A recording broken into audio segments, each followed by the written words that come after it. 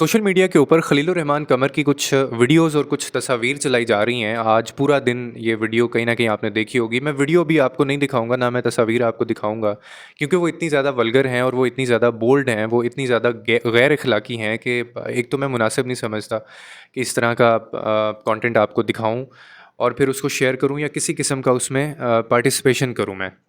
लोग आगे शेयर करते जा रहे हैं, ख़ैर वो उनका अपना एक अमल है, लेकिन मुझे वो मुनासिब नहीं लगता ये चीज़। लेकिन मैं उनकी इस चीज़ पे नहीं बोलने वाला।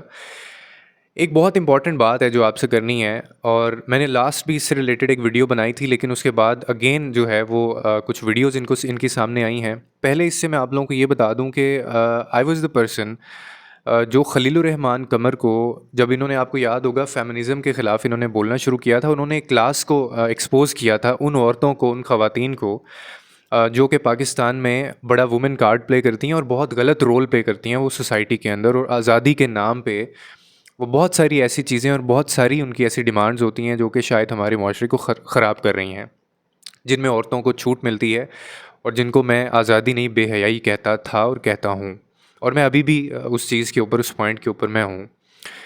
लेकिन जब से खलीलुर रहमान कमर का वो वाला वाक़या हुआ जिसमें इन्होंने 95% ख़वातीन को उन्होंने जाहिल और उजड़ करार दे दिया। साहिल अदीम उस शो के अंदर थे, साहिल अदीम ने ये बात की, फिर खलीलुर रहमान कमर ने बड़े बोल्ड और बड़े अकड़ वाले अंदाज़ में, जो कि हमेशा से उनका रहा है, और उन्हें उसी एटीट्यूड के साथ बदतमीज़ी की उस औरत के साथ, उस खातून के साथ, और उसके बाद से फिर बाकायदा वो सोशल मीडिया की ज़ीनत बने और उनको फ़ेम दोबारा से मिलना शुरू हुआ। और उसके बाद फिर उनका अगवा का जो है वो मामला सामने आया। कोई उनको कॉल आती है, फिर वो वहाँ पे जाते हैं, वहाँ पे जाके उनको अगवा किया जाता है, फिर उनको छोड़ दिया जाता है, वो फिर स्क्रीन के ऊपर आते हैं, आके फिर वो बयानात देते हैं। बाकायदा एक पॉडकास्ट किया उन्होंने उसके बाद, और उसके अंदर फिर उनकी वही लैंग्वेज, फिर उनका वही रवैया, जिसके अंदर मैं वो रिपीट भी नहीं कर सकता जिस लहजे के अंदर उन्होंने ये बात कही थी आमिना अरूज के बारे में और उनके भाइयों के बारे में। अच्छा, ख़ैर उसके बाद मामला यहाँ पे ख़त्म नहीं होता। तो 2 दिन से आप लोग देख रहे होंगे सोशल मीडिया के ऊपर इनके ख़िलाफ़ कुछ वीडियोज़ चलाई जा रही हैं, और इसको डिनाई नहीं किया जा सकता क्योंकि खलीलुर रहमान कमर ने ख़ुद इस बात की तस्दीक की है, लेकिन उन्होंने एक थोड़ी-सी जस्टिफ़िकेशन दी है इसके ऊपर। उन्होंने कहा है कि जी, मैं गन पॉइंट के ऊपर मेरे से ये वीडियोज़ बनाई गई। जब ये वीडियो बन रही थी तो मेरे इस तरफ भी 4 लोग थे और दूसरी तरफ भी 4 लोग बैठे हुए थे। मेरी तरफ उन्होंने बंदूकें या गन्स जो हैं उन्होंने तानी हुई थी, और वो मेरे सामने बैठे हुए थे, और ये गन पॉइंट के ऊपर मेरे से ये वीडियोज़ बनवाई गईं। ये बिल्कुल उनका ऐसा ही बयान था जो उन्होंने जैसे ही वो इनकी कस्टडी से बाहर आए, जब अगवा कर लिया गया था इनको, तो इन्होंने कहा था कि मैं रात को सुबह के 4 बजे, सॉरी मैं इसलिए गया था क्योंकि मुझे डॉक्टर ने सुबह की रोशनी में निकलने से मना किया है।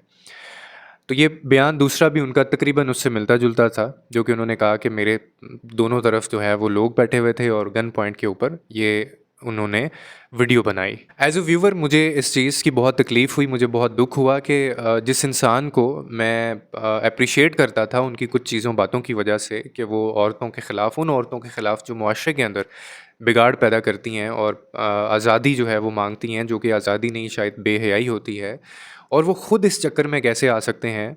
और वो 4 बजे यानी 4-5 बजे घर से निकलते हैं, एक रॉन्ग कॉल नंबर से कॉल आती है, उस कॉल के ऊपर वो बाकायदा उस लेडी से मिलने चले जाते हैं वहाँ पे, और वहाँ जाके उनसे बाकायदा मुलाकात करते हैं। एक तो ये चीज़ हज़म नहीं होती, और ये मेरे लिए डिप्रेसिव था बहुत ज़्यादा, और वो इसलिए था कि ये बिल्कुल ऐसे ही है कि किसी मस्जिद के अंदर एक इमाम हो और वो आपको दर्स देता हो, वो आपको दीन सिखाता हो, वो आपको एहतराम, अखलाकियात सिखाता हो, और ख़ुद वो किसी ऐसे जुर्म के अंदर पकड़ा जाए, तो आपको कैसा महसूस होगा? तो हमारे माशरे के अंदर शायद हमें ये थोड़ा-सा कल्चर तोड़ना पड़ेगा, जो हम गलती करते हैं कि हम लोगों की आउटर परसेप्शन के ऊपर हमेशा चले जाते हैं। ये सिर्फ़ खलीलुर रहमान कमर की मैं बात नहीं कर रहा, मैं इस एक ऐसे रवैये और एक ऐसे ज़हन की बात कर रहा हूँ जो हमारी सोसाइटी में अब बन चुका है। यानी जो बंदा बहुत अच्छी बातें करता है, जो बंदा अपने आप को जैसा दिखाता है, जो बंदा हमें दीन सिखाता है, जो बंदा हमें अखलाकियात सिखाता है, हमने कभी ये नहीं सोचा, या हमें शायद वो बंदा ये मार्जिन नहीं देता कि वो ख़ुद अपनी अमली ज़िंदगी के अंदर वो क्या उसके पास ये किरदार है या नहीं है जो वो हमें सिखाता है। नंबर 1। दूसरा, आपको याद होगा कि मैंने इस पे पहले भी बहुत दफ़ा कहा है कि आपके सामने कोई कितना भी अच्छा बनता है या आपके सामने कोई कितना भी अपने आप को ग्लैमराइज़ करता है, इवन मैंने अपनी कई वीडियोज़ में एग्ज़ाम्पल्स दी कि मैं भी जो बातें करता हूँ, आप उसको भी पूरा रिसर्च किया करें। मेरी जैसे मैं बात करता हूँ, मेरी वैसी बात को ना माना करें आप। आप इख्तलाफ़ किया करें मुझसे, डिसएग्री करना, मेरे बारे में जो भी आपके ख़यालात हैं, वो रखना, it's totally fine and it's totally normal.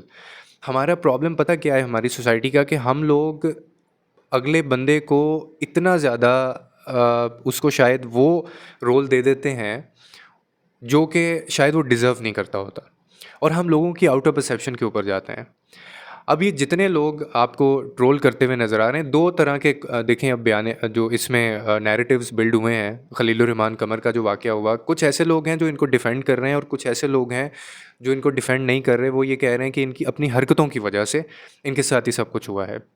मैंने लास्ट वीडियो के अंदर भी एक एनालिसिस थोड़ा-सा किया था, जिसमें मैंने आपको बताया था कि चाहे खलीलुर रहमान कमर है, चाहे दुनिया का जो ज़हीन तरीन इंसान है, वो भी अगर अपने आप को अकड़ के अंदर आके अपना लहजा या अपने आप को वो सुपीरियर समझना शुरू कर देगा ना, तो उसका भी डिक्लाइन जो पीरियड है वो शुरू हो जाएगा। अब ऐसा क्यों है? ऐसा इसलिए है कि अकड़, तकब्बुर और जो गुरूर है वो सिर्फ़ और सिर्फ़ खुदा पे जचता है, और ये सिर्फ़ खुदा की शान है।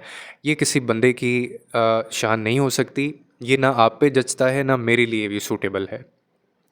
और जिन लोगों में, जो लोग अपने रोब से, जो ये समझते हैं कि वो अपने रोब से, अपने लहजे से, अपने दबदबे से, अपने तकब्बुर की वजह से या अपनी अकड़ की वजह से वो किसी दूसरे के ऊपर अपनी जो उनको कन्विंस कर लेंगे, तो ये उनकी बहुत बड़ी एक भूल होती है। अब आप इस कहानी के अंदर देखें, वैसे तो खुदा जानता है कि इसमें कौन सही है, कौन गलत है, कैसे हालात पैदा किए गए और क्या इसका स्टोरी क्या निकलती है।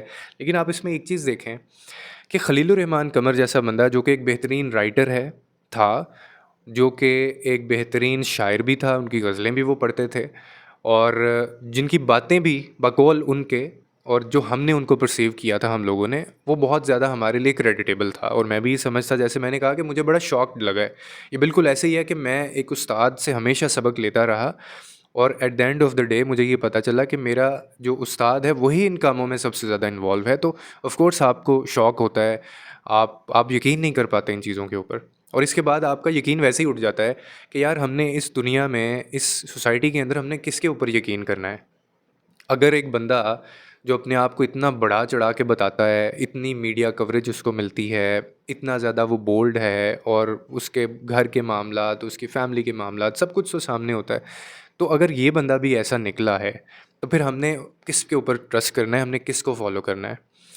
तो खैर, कोई भी बंदा हो, वो अपनी अकड़, गरूर और तकब्बुर की वजह से हमेशा उसकी ज़िंदगी में एक ऐसा मौका ज़रूर आता है, जैसे इनकी ज़िंदगी में आया, कि वो अपनी डिक्लाइन जो पीरियड है ना, उसको वो ज़रूर देखता है।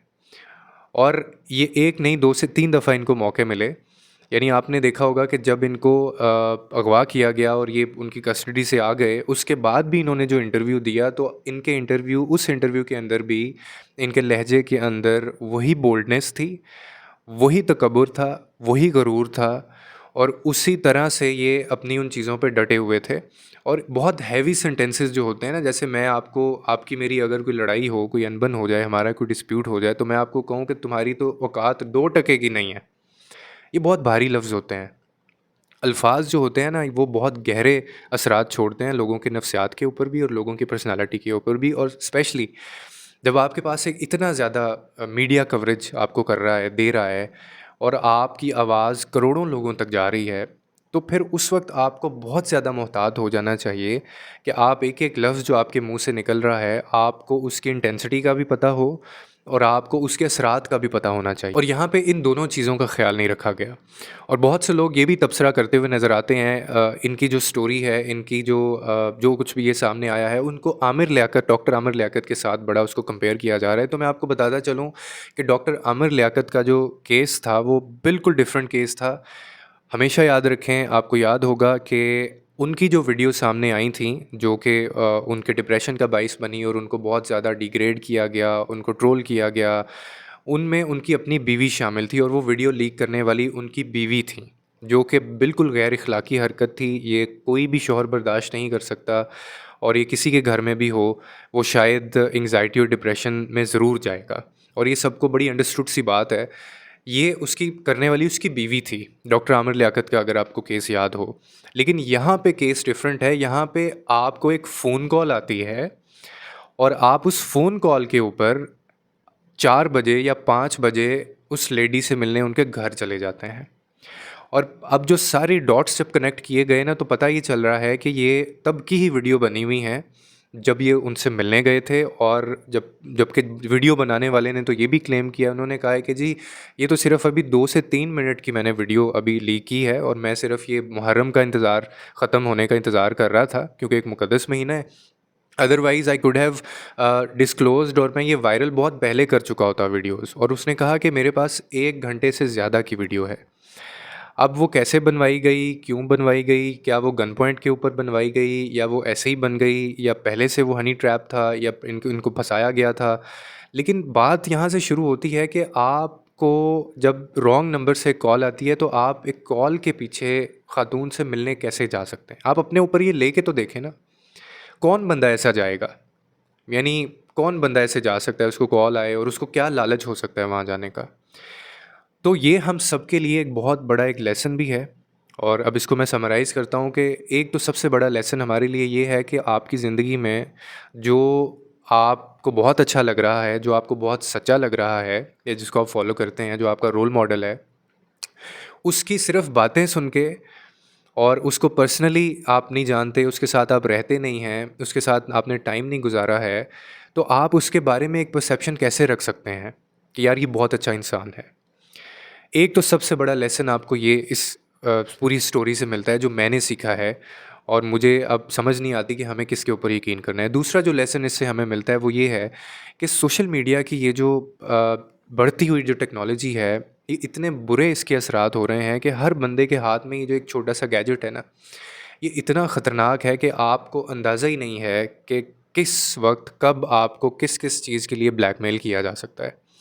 तो इन चीज़ों से जितना आप अवॉइड कर सकते हैं अवॉइड करें। ये बाकायदा ग्रुप्स हैं, बाकायदा पूरे के पूरे मास्टरमाइंड्स इसमें इन्वॉल्व होते हैं, और जो वक्त आने के ऊपर ये सारी वीडियोस बाद में लीक आउट की जाती हैं, तो आप किसी को ऐसा मौका ही क्यों देते हैं? आप किसी से ऐसे ताल्लुकात ही क्यों बनाते हैं कि अगले बंदे के पास आपके कुछ सबूत जाएँ, या अगले बंदे के पास आपके कोई प्रूफ़ हों, कि कल को आपको थ्रेट हो जी कि आपको वो कहीं न कहीं लाइफ़ में जाके ब्लैकमेल कर सकता है। और मे बहुत से ऐसे केसेस आते हैं जहाँ पे फीमेल्स जो हैं वो इसका निशाना बनती हैं। मैंने इस पे भी बड़ा वीडियो डिटेल बनाई थी कि इसमें वीडियो बनाने वाले से ज़्यादा कसूरवार वो है जो वहाँ पे गया था और उसने जाके अपनी वीडियो बनवाई। अगर वो वहाँ पे ना जाता, या अगर वो वहाँ पे ना जाए, या आप अपनी तस्वीर लोगों को ना भेजें, ख़ास तौर पे जो फीमेल्स होती हैं, ये किसी के सगे नहीं होते। जो आपको बहुत सगा लग रहा है ना, और जो आपको जिसकी मोहब्बत में आप बहुत ज़्यादा गिरफ़्तार होती हैं, ये आपके सगे नहीं हैं। बल्कि जो आपसे, मैंने आगे भी बारहा ये बात की है कि मोहब्बत का जो सबूत है ना, वो सिर्फ़ और सिर्फ़ एक सूरत में हो सकता है, और वो है कि आप उस बंदे या बंदी से निकाह कर लें। ये तस्वीरें माँगना, वीडियो माँगना, या तस्वीरें भेजना, या मिलने चले जाना, ये मोहब्बत के सबूत नहीं होते। ये बहुत बड़े रेड फ्लैग्स होते हैं, जो आपको समझ आने चाहिए कि यार कुछ ना कुछ तो गड़बड़ है। लेकिन अफ़सोस हमें ये आज तक समझ नहीं आ पाया, और ये केसेस बढ़ते जा रहे हैं, और ना जाने अभी और आगे क्या कुछ होने वाला है। तो अलर्ट रहें।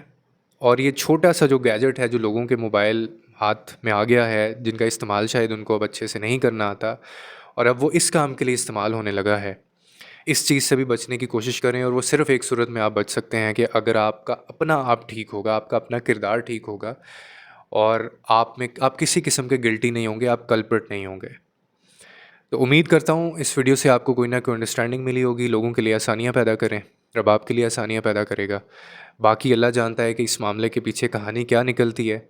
लेकिन फिर भी हमेशा याद रखें कि मौका दिया जाता है तो ही आगे उस अपॉर्चुनिटी को अवेल किया जाता है, या उस मौके को अवेल किया जाता है। अदरवाइज़ किसी की इतनी ज़रूरत नहीं है कि कोई बंदा आए और मेरे पास वीडियो बनाना शुरू कर दे, जबकि मैं गिल्टी या कल्प्रिट हूँ ही नहीं। जबकि मैं किसी ऐसी जगह पे बैठा ही नहीं हूँ जाके, या मैं किसी ऐसी चीज़ में इन्वॉल्व ही नहीं हूँ। तो क्या चीज़ मेरी सामने आएगी, क्या चीज़ आपके सामने आएगी? तो इस चीज़ के ऊपर थोड़ा-सा गौर कीजिए। लोगों के लिए आसानियाँ पैदा करें, रब आपके लिए आसानियाँ पैदा करेगा।